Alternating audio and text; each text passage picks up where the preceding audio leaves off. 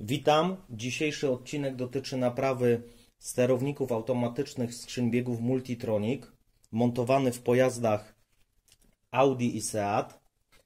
Najstarszy Multitronic, czyli 6-biegowy, tak wygląda jego sterownik. Cechuje go prostokątna wtyczka i symbol techniczny, którym posługuje się środowisko skrzyń biegów, to V30.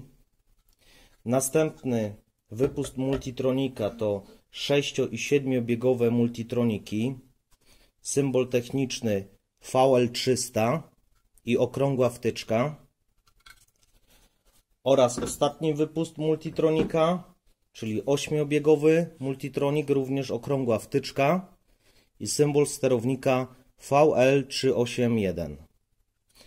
Na podstawie takiego sterownika zobaczycie proces naprawy w naszej firmie, a co ważne po naprawie, przetestowanie takiego sterownika na naszych urządzeniach. Nie wszystkie tajniki tutaj testu będą pokazane na filmie, ale większość będziecie mogli zobaczyć. Zapraszam.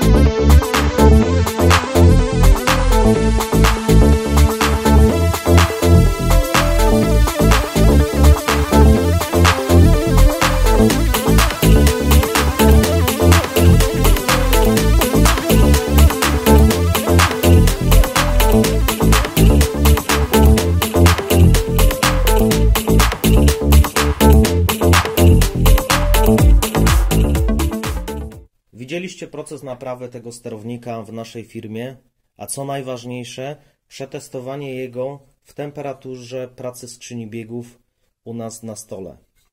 Sprawdzone są wszystkie parametry tego sterownika. Ostatnią jego drogą jest spakowanie go i wysyłka do klienta.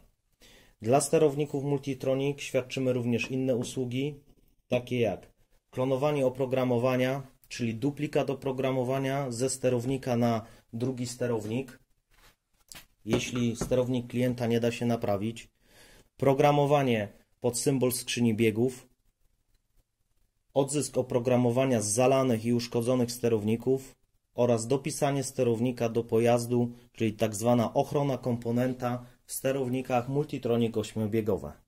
Dziękuję za oglądanie.